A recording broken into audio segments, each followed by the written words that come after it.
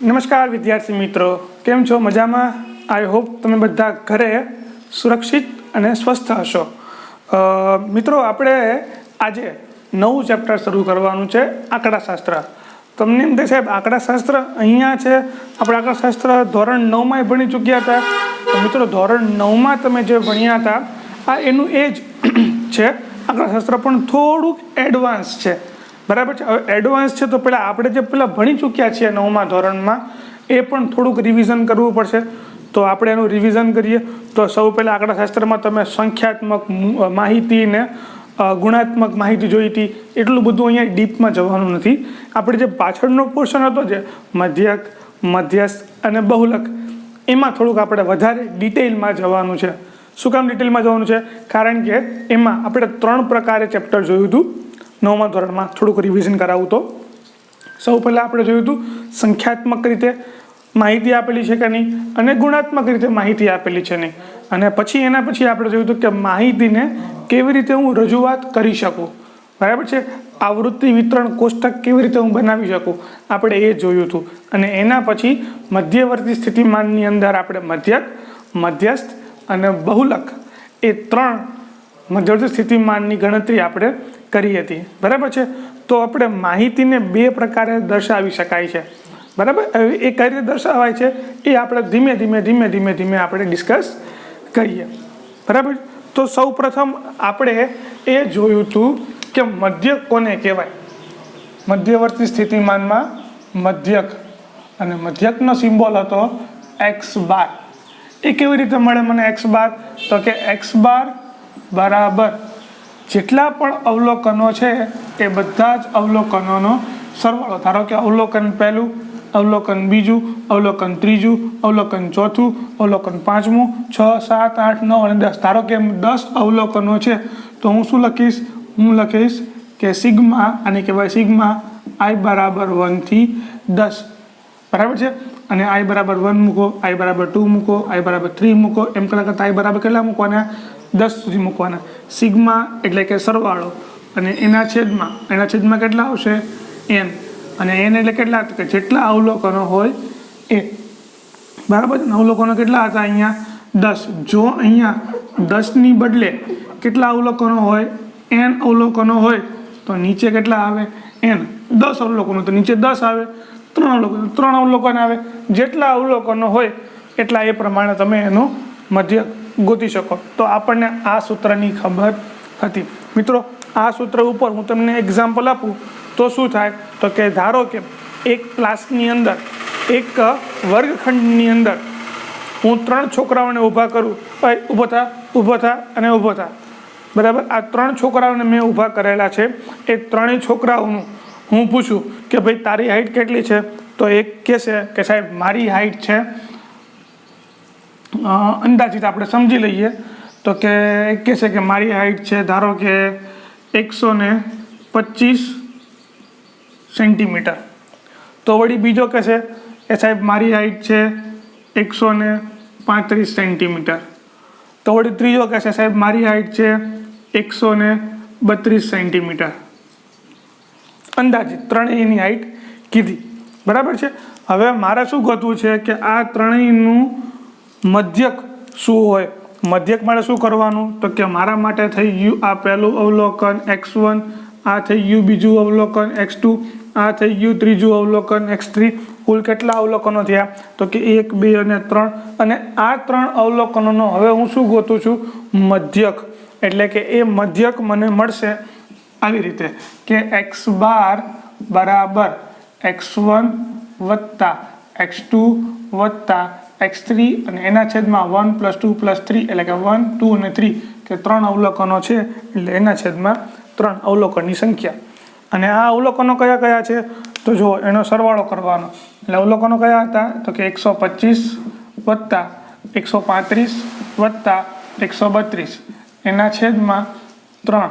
5 ને 5 10 ને 2 12નો બગડો, વધી આવી 1, 5 ને 6, 6 ને 3 9, 192. અને આ 1, 2 અને 3 એના છેદમાં 3. તો આનો જવાબ શું આવશે?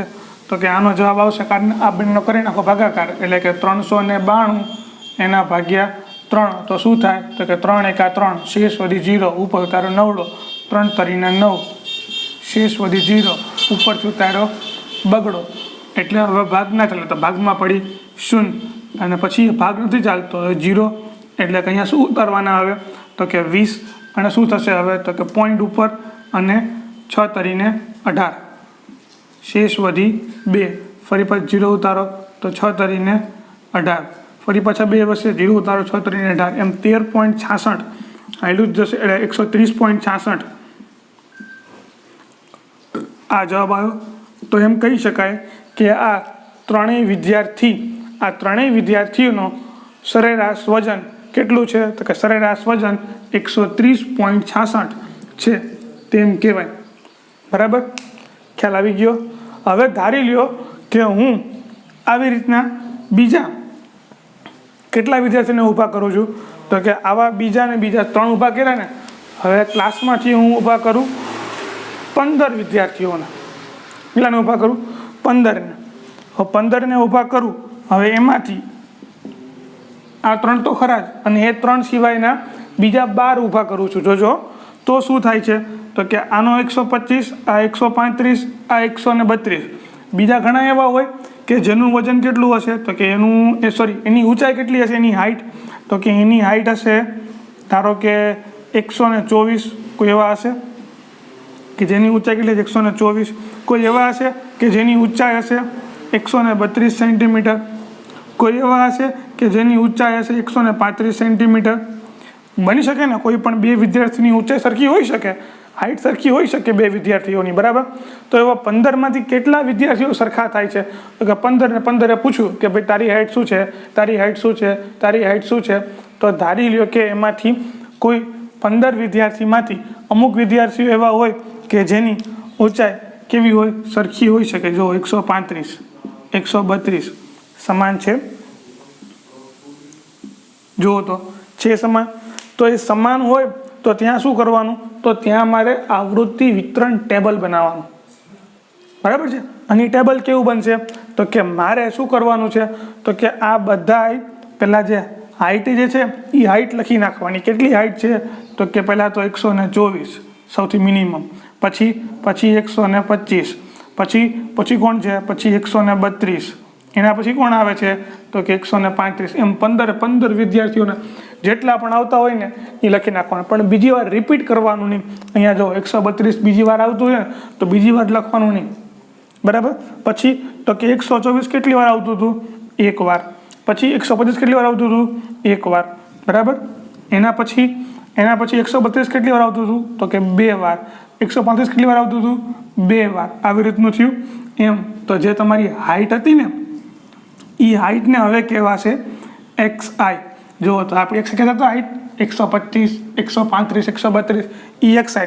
તો સાહેબ નીચે તમે 1, 1, 2, 2 લખ્યું એ શું કહેવા માગે છે, એ એમ કહેવા માગે છે કે આ 124 છે એ 1 વાર આવે છે, 125 છે એ 1 વાર આવે છે, 132 છે એ કેટલી વાર આવે છે, 2 વાર આવે છે. એટલે આ શું થાય છે, આવૃત્ત થાય છે. આવૃત્તિને ઇંગ્લિશમાં કહેવાય ફ્રીક્વન્સી, અને ફ્રીક્વન્સીનો હું લઉં છું F. એટલે કે એને મેં નામ આપ્યું, શું કીધું મેં હવે એને, FI. શું કહેવાય એને, FI. તો જ્યારે આવી રીતની માહિતી હોય તો ત્યારે આ સૂત્ર કામ લાગે નહીં. ત્યારે કયું સૂત્ર કામ લાગશે તો કે એના માટે હવે આપણું સૂત્ર થઈ જશે મધ્યકનું. હું અહીંયા ઉપર લખું છું હવે કે આવૃત્તિ માટે શું સૂત્ર થવાનું તો કે આવૃત્તિ માટે X બરાબર સિગ્મા શું થશે તો કે FI ગુણ્યા XI.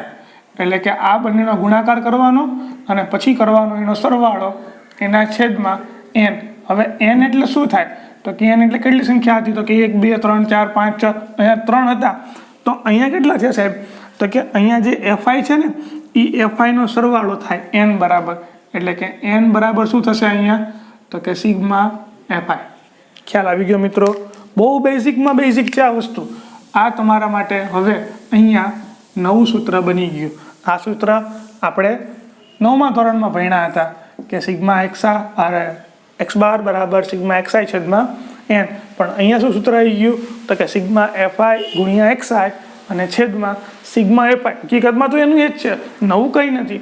પણ ક્યારે તો કે જ્યારે માહિતી આ 3, 4, 5 કરતાં કેવી થઈ, વધી ગઈ, એટલે કે જ્યારે માહિતી 10, 12, 30, 40 જેવી થઈ જાય ત્યારે આવી રીતનું આવૃત્તિ વિતરણ ઉપરથી એને આપણે કહેશું. હવે તમને પ્રશ્ન ઊભો થાય કે સાહેબ 10, 20, 30 સુધી, 40 સુધી આવૃત્તિ થઈ, પણ સાહેબ તમે એમ કહો કે ક્લાસમાં 100 વિદ્યાર્થી હોય, ચાલો 100 વિદ્યાર્થી જવા દો, મારે વાત કરવી છે આખા ગાંધીનગરમાં જેટલા છોકરાઓ છે એ બધા છોકરાઓની હાઇટ માપવી છે, અને હાઇટ માપ્યા પછી એ બધાનું મારે મધ્યક ગોતવો છે.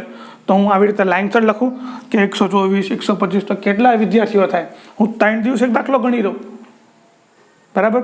તો ત્યારે શું કરવાનું, તો કે તો આપણે શું કરવાનું, એને વર્ગમાં વહેંચી દેવાનું. એટલે શું કરવાનું, તો કે એને વર્ગ આવૃત્તિ વિતરણ કરવાનું, બરાબર છે. અને આ 2 પ્રકારના વર્ગો હતા, એક સતત અને બીજું અસતત. આપણે એ પણ જોયું હતું. આ બધું રિવિઝન જ કરાવું છું, કંઈ નવું કંઈ નથી કરતો હું, બરાબર છે. તો એ પ્રકારની માહિતીને શું કહેવાય, તો કે આવૃત્તિ વિતરણ કોષ્ટક, બરાબર છે. સતત આવૃત્તિ વિતરણ કોષ્ટક, ઘણીવાર એનો પણ ઉલ્લેખ આપણે કરીએ છીએ. અને એ સતત આવૃત્તિ વિસ્તરણ એટલે કે વર્ગ આવૃત્તિ વિસ્તરણ કોષ્ટક જ્યારે આવે તો એમાં કેવા પ્રકારની માહિતી હોય. ધારો કે આપણે હવે એક્ઝામ્પલ ફેરવીએ છીએ.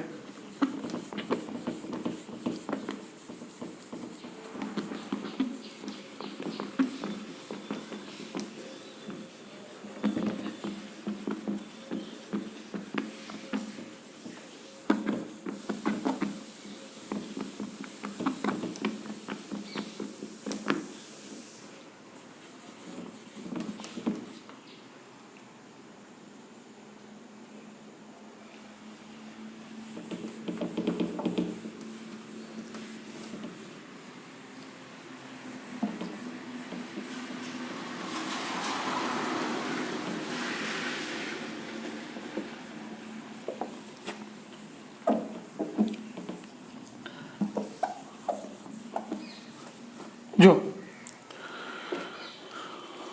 હવે આપણે એક એક્ઝામ્પલ એવો વિચારીએ કે ધારો કે જેટલા પણ વિદ્યાર્થીઓ ક્લાસમાં બેઠા છે, ક્લાસમાં 60 જેવા વિદ્યાર્થીઓ હોય, તો આ 60 વિદ્યાર્થીઓનું વજન, બરાબર છે. તો કે ધારો કે જનરલી વજન હશે છોકરાઓનું ક્યાંથી ક્યાં સુધી, તો કે કોઈકનું વજન હશે 30 થી 35ની વચ્ચે, બરાબર. પછી બીજા કોઈકનું વજન હશે 35 થી 40ની વચ્ચે, પછી 40 થી 45ની વચ્ચે, પછી 45 થી 50ની વચ્ચે, અને 50 થી 55ની વચ્ચે. કોઈક હેવીવાળા હોય ને, એટલે હેવીવાળા માટે 55 થી 60. તો આ બધા શું થયા, વજન થયા, બરાબર છે.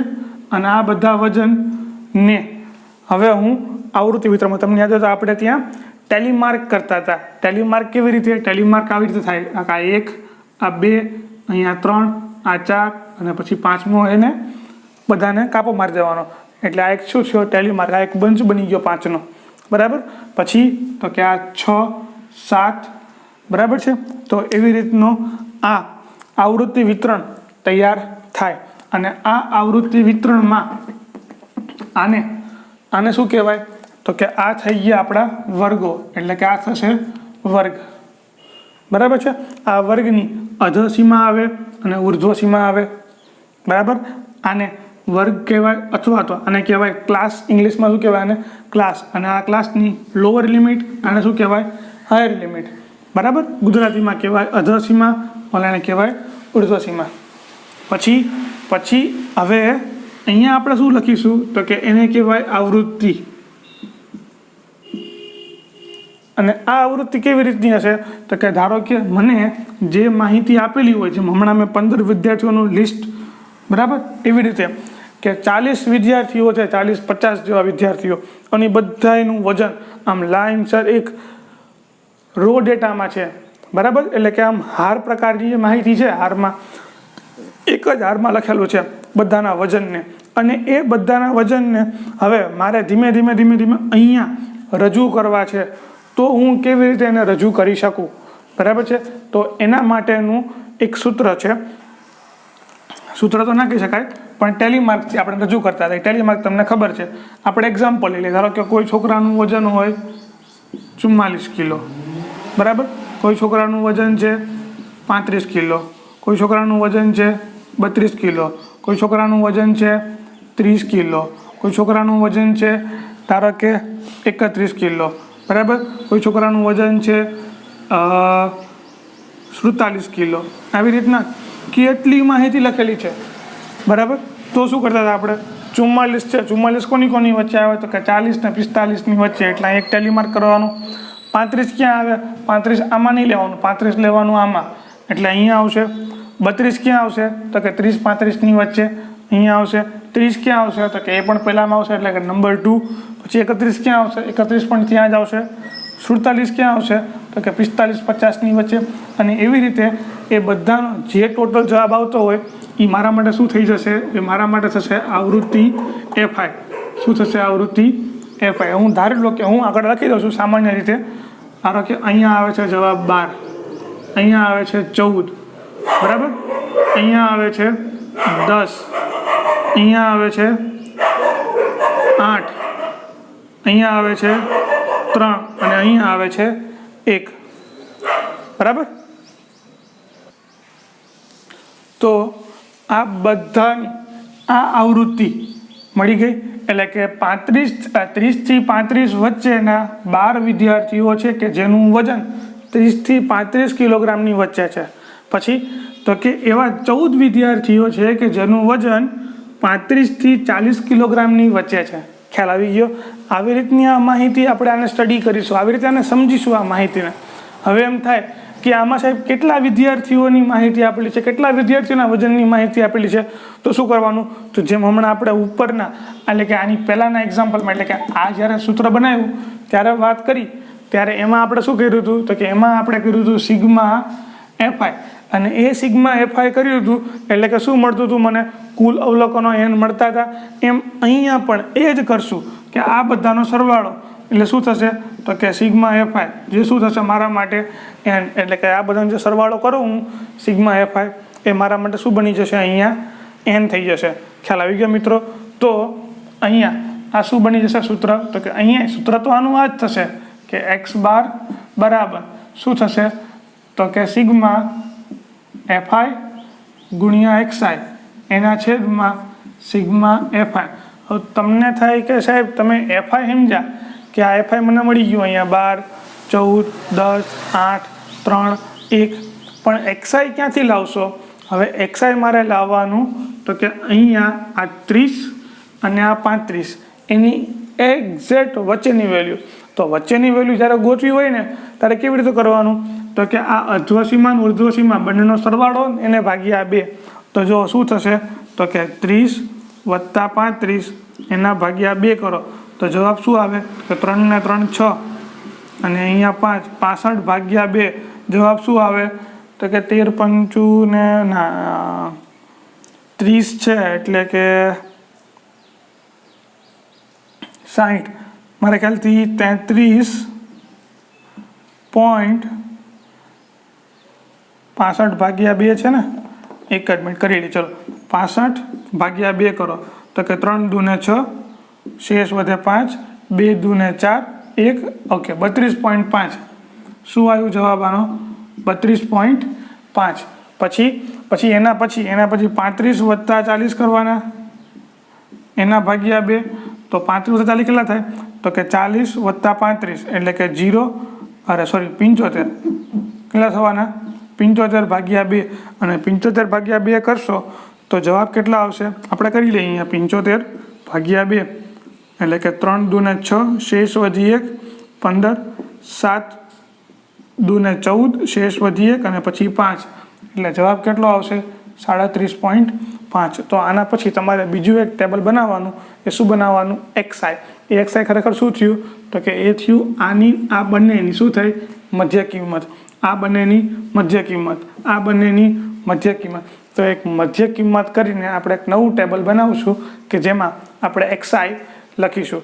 તો મિત્રો આ રીતના એક્ઝામ્પલ ગણવાના છે. ખ્યાલ આવી ગયા? ઓકે. પછી બીજું શું કરશું? તો કે આમાં પણ બીજી અલગ અલગ ટેકનિક છે કે ધારેલા મધ્યકની રીતે દાખલો ગણવાનો. એ ટેકનિક શું છે તો એ જ્યારે આપણે એક્ઝામ્પલ ગણીશું ને ત્યારે હું તમને વધારે સમજાવીશ. અત્યારે અહીંયા હવે શું કરશું તો કે બીજા એક અલગ અલગ સૂત્રો જે છે કે જે રીતે આપણે આને XI અરે કે મધ્યક ગોતી શકીએ એ બધા સૂત્રો હું તમને અહીંયા એકવાર લિસ્ટ આઉટ કરી દઉં છું. બરાબર છે. તો જો એ કયા કયા સૂત્ર છે તો એક સૂત્ર છે x બાર બરાબર સિગ્મા XI ના છેદમાં એ, બીજું સૂત્ર x બાર બરાબર સિગ્મા FI ગુણ્યા XI એના છેદમાં સિગ્મા FI, અને ત્રીજું સૂત્ર થશે આપણું કે A વત્તા સિગ્મા FI DI એના છેદમાં સિગ્મા FI અને એને ગુણ્યા C અથવા તો H. ઘણીવાર C નો ઉપયોગ કરેલો હોય છે, ઘણીવાર H નો ઉપયોગ કરેલો હોય છે. બરાબર છે. આપણે શેનો ઉપયોગ કરીશું? બંનેમાંથી એકનો ઉપયોગ કરીશું. બંને સૂત્રો એકના એક જ છે કે x બાર બરાબર A વત્તા સિગ્મા FI ગુણ્યા DI એના છેદમાં સિગ્મા FI ગુણ્યા H. આ H અને C બંને એકનું એક જ છે, પણ સિમ્બોલ અલગ અલગ ઉપયોગ કરે છે ઘણી બુકમાં. બરાબર છે. તો જુઓ તો આ H શું છે તો કે આ થઈ વર્ગ લંબાઈ. H અથવા C બંને શું છે? વર્ગ લંબાઈ. બરાબર છે. અને આ વર્ગ લંબાઈ કેવી રીતે ગોતવી એ આપણે 9મા ધોરણમાં શીખી ગયા હતા. કદાચ તમને ના આવડતું હોય તો જો 9માની બુક હોય તો એમાં એકવાર જોઈ લેજો, અને તેમ છતાંય જો ના આવડે ને બુક ના હોય તો ચિંતા કરતા નહીં કે સાહેબ તો અહીંયા છે જ, એ ભણાવશે જ તે. બરાબર કે વર્ગ લંબાઈ કેવી રીતે આપણે ગોતવાની. તો મિત્રો અત્યાર સુધીમાં આપણે હજી સુધીમાં શું જોયું તો કે 9મા ધોરણમાં આપણે એવું ભણી ચૂક્યા છીએ કે મધ્યક મધ્યસ્થને બહુલક ગોતતા હતા, અને બીજું કે મધ્યક ગોતવાનું સૂત્ર હતું અહીંયા સિગ્મા XI ના છેદમાં n, કે જ્યારે અહીંયા તો સૂત્રો અલગ અલગ ફરી જાય છે. કેમ ફરે છે તો કે જેવી માહિતી આપેલી હોય એવું સૂત્ર વાપરવાનું. બરાબર છે. કે જો માહિતી સાદી આપેલી હોય તો આ રીતે, પણ જો માહિતી આવૃત્તિવાળી હોય તો આ બંનેમાંથી કોઈ પણ એક સૂત્ર વાપરી શકાય. આ છે આવૃત્તિ વિતરણ માટે, અને આને કહેવાય ધારેલા મધ્યકની રીત. શું કહેવાય? ધારેલા મધ્યકની રીત. એના માટે સૂત્ર છે. મિત્રો આ સૂત્ર એકના એક જ છે, ખાલી આ વર્ગ લંબાઈને C વડે કીધેલું છે ઉપરનામાં, નીચેનામાં H વડે કીધેલું છે. બરાબર છે. આપણે બેમાંથી તમને જે ઠીક પડે એનો ઉપયોગ કરીશું. બરાબર છે. ઓકે. અહીંયા D શું છે એ આપણે જ્યારે એક્ઝામ્પલ ગણીશું ત્યારે ડિસ્કસ કરશું. અત્યારે જો કહીશ તો તમને બરાબર ઘેર બેસશે નહીં. બરાબર. પછી મારે હજી આગળની ડિસ્કસ કરવું છે. આગળનું શું ડિસ્કસ કરવું છે તો કે અહીંયા મધ્યસ્થ કોને કહેવાય? આપણે મધ્યક જોઈ લીધું, હવે મધ્યસ્થ પણ જોઈ લઈએ સાથે સાથે. તો કે મધ્યસ્થમાં તો 2 જવાબ આવતા હતા. કયા 2 જવાબ હતા તમને યાદ છે? મધ્યસ્થમાં શું હતું?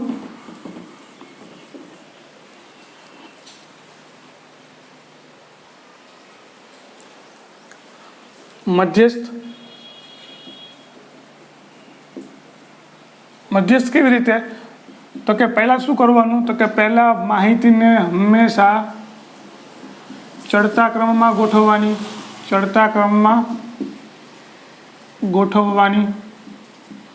બરાબર. અને ચડતા ક્રમમાં ગોઠવાઈ જાય. ધારો કે આ એક હું દોરું તો કે આ 1,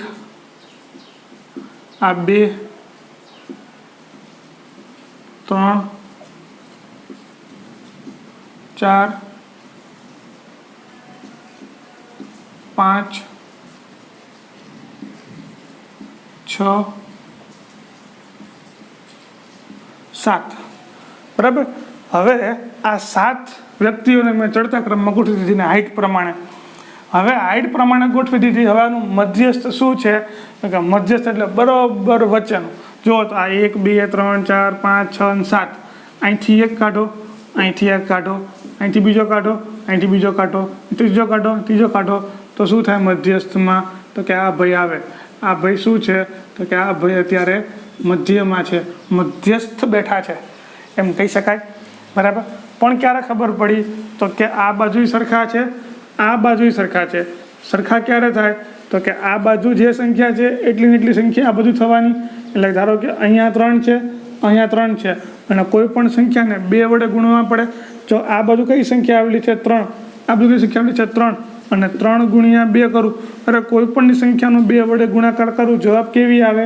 હંમેશા બેકી સંખ્યા જ મળે. કેવી સંખ્યા મળશે? હંમેશા બેકી સંખ્યા મળશે. અને બેકી સંખ્યામાં આ એક નમૂનો જે જવાબ હતો છે એ ઉમેરાય એટલે કેવી સંખ્યા મળશે? એકી સંખ્યા. એટલે કે ઇન શોર્ટ કે જ્યારે વચ્ચોવચ મધ્યસ્થ આપણે આવે એટલે કે મધ્યસ્થ વચ્ચોવચ ક્યારે આવશે? તો કે વચ્ચોવચ ત્યારે આવશે કે જ્યારે આ માહિતી કઈ હશે? તો કે માહિતી હશે આપણને એકી સંખ્યામાં. એટલે કે જે કુલ અવલોકનો n હતા એ n શેના ઉપર ડિપેન્ડ કરે છે? એ સંખ્યા ઉપર ડિપેન્ડ કરે છે કે સંખ્યા n બરાબર એકી સંખ્યા છે કે n બરાબર બેકી સંખ્યા છે. ખ્યાલ આવી ગયો? જો n બરાબર એકી સંખ્યા હોય તો આનો જવાબ શું આવે? જો n બરાબર એકી સંખ્યા હોય તો શું થાય? તો કે આનો જવાબ એટલે કે પહેલું સ્થાન, બીજું સ્થાન, ત્રીજું સ્થાન, ચોથું, પાંચમું, છઠ્ઠું અને સાતમું, કુલ 7 હતા તો 7માંથી કેટલામું આવ્યું? તો કે બરોબર વચ્ચેનું. અને વચ્ચેનું કેવી રીતે મળે? તો કે 7માં 1 ઉમેરી દો અને 2 વડે ભાગી દો તો શું મળે મને? તો કે આ 7મું અવલોકન, 7મું સ્થાન લેવાનું નથી કે 7મા અવલોકનમાં 1 ઉમેરી દો એટલે કેટલા થાય? 8. 8 ભાગ્યા 2 કરો તો જવાબ શું આવે? 4. એટલે કે ચોથું અવલોકન છે ને એ મારો જવાબ. બરાબર? ધારો કે આની હાઈટ છે 124, આની હાઈટ છે 125, આની હાઈટ છે 126, આની હાઈટ 127, આની હાઈટ 128, આની હાઈટ 129 અને આની હાઈટ 130. તો આ 1, 2, 3, 4, 5, 6 અને 7 આ 7 7ની માહિતી આપેલી છે. ચડતા ક્રમમાં ગોઠવી દીધી. કેટલા અવલોકનો થયા? 1, 2, 3, 4, 5, 6 અને 7. 7 અવલોકન છે એટલે 7 વત્તા 1 ભાગ્યા 2, 7 ને 1 8. 8 ભાગ્યા 2 કરો શું થાય? જવાબ ચોથું. એટલે પહેલું અવલોકન, બીજું, ત્રીજું, ચોથું. તો આનો જવાબ આવશે 127. ખ્યાલ આવી ગયો મિત્રો? આવી રીતની ગણતરી થાય. ક્યારે? તો કે એકી સંખ્યા માટે. પછી બેકી માટે શું કરતા હતા? તો કે બેકી માટે તો કે હજી એક સંખ્યા વધારી લો, 131. હવે આનું મધ્યસ્થ શું થાય? તો કે હવે આનું મધ્યસ્થ થાય અહીંથી 1 ઉડે તો અહીંથી 1 ઉડે, પછી અહીંથી બીજું ઉડે તો અહીંથી બીજું, અહીંથી ત્રીજું, અહીંથી ત્રીજું, છેલ્લે આ 2 વધ્યા તો શું થાય? તો કે આ બંનેનું 2 ભાગ કરી દેવાના. તો શું કરવાનું અહીંયા? તો અહીંયા કરવાનું કે જે આવતું હોય એના 2 ભાગ કરી દેવાના. એટલે કે n/2 જેટલામાં અવલોકન મળે એ વત્તા n/2 + 1 જેટલાનું અવલોકન મળે એ અવલોકન, એ બંનેનો સરવાળો એના ભાગ્યા 2. ક્યારે કરવાનું? તો કે જ્યારે બેકી સંખ્યા હોય ત્યારે. એટલે કે આ બંનેનો સરવાળો એના ભાગ્યા 2. તો જો આવી રીતના એટલે કે 124થી લઈને 131 સુધીના કેટલા અવલોકનો થયા? તો કે 1, 2, 3, 4, 5, 6, 7 અને 8. ચડતા ક્રમમાં ગોઠવી દીધા. આ ગોઠવી દીધા. 8 અવલોકનો છે. 8 સંખ્યા કેવી થઈ? બેકી સંખ્યા. બેકી સંખ્યા એટલે સૂત્ર કયું આવશે?